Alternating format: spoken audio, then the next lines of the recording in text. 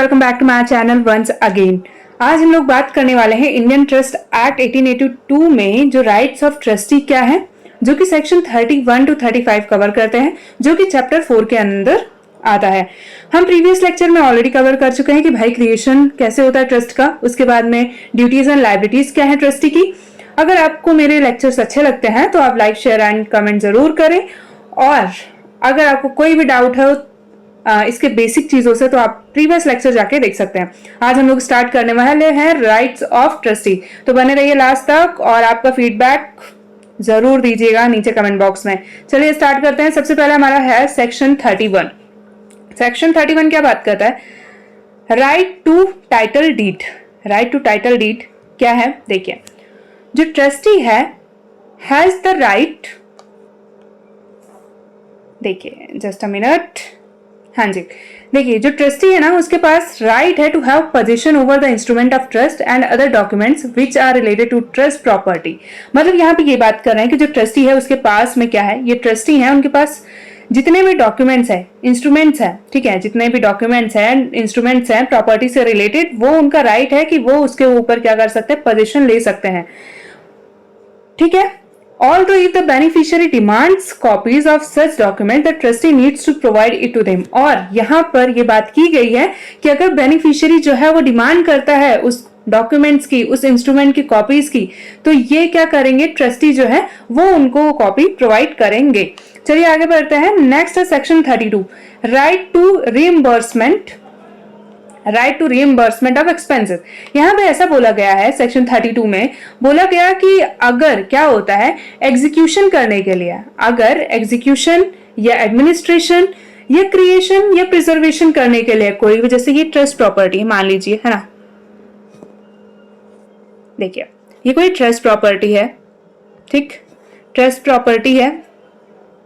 अब इस trust property को मैनेज करने के लिए, प्रिजर्व करने के लिए, ये प्रोटेक्ट करने के लिए क्या होता है कि जो ट्रस्टी है वो अपनी तरफ से कुछ एक्सपेंसेस लगाते हैं, तो वो उनका राइट बन जाता है कि उस टाइम पे तो उन्होंने पैसे लगा दिए, एक्सपेंसेस लगा दिए, लेकिन वो बाद में उसको क्या कर सकते हैं, रीइंबर्स कर सकते हैं, उस एक्सपेंसेस को क्या कर सकते हैं, रीइंबर्स कर सकते हैं, वो उनका खुद का राइट है। उसके बाद आगे बढ़ते हैं। आगे नेक्स्ट है, इसी का ही सब, मतलब इसी सेक्शन का ही पार्ट है, right to recollect over payment.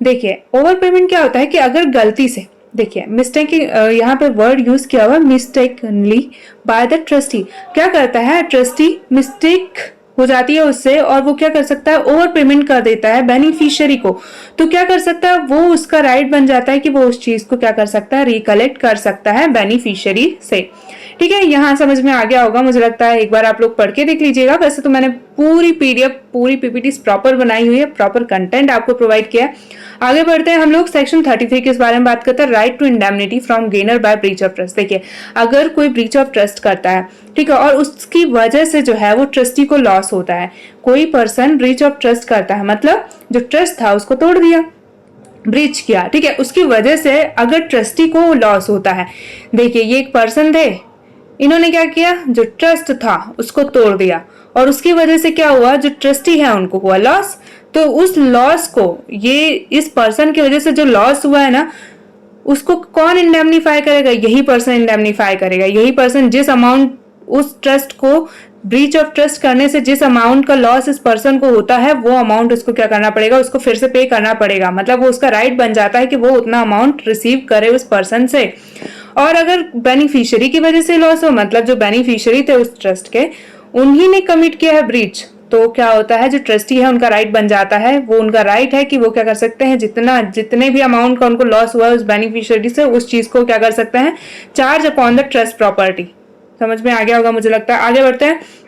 Section 34 बताता है, right to opinion from the court trust property management. तो यहाँ क्या था, यहाँ पे बोला गया है कि जो ट्रस्टी है, ट्रस्टी क्या है, ट्रस्टी ओपिनियन ले सकते हैं, जो भी principal civil court of original jurisdiction, एक पिटीशन लगा के, सिंपल पिटीशन फाइल करके वो क्या कर सकते हैं, कोर्ट से ओपिनियन ले सकते हैं कि भाई जो ट्रस्ट प्रॉपर्टी है उसको कैसे मैनेज करना है, कैसे एडवाइस करना है, डायरेक्शंस या कोई भी मैनेजमेंट, एडमिनिस्ट्रेशन से रिलेटेड जितना भी मैनेजमेंट या एडमिनिस्ट्रेशन से रिलेटेड, ट्रस्ट प्रॉपर्टी को मैनेज करने के लिए, एडमिनिस्ट्रेशन करने के लिए उसका, वो क्या कर सकते हैं, ओपिनियन, एडवाइस या डायरेक्शन किससे ले सकते हैं?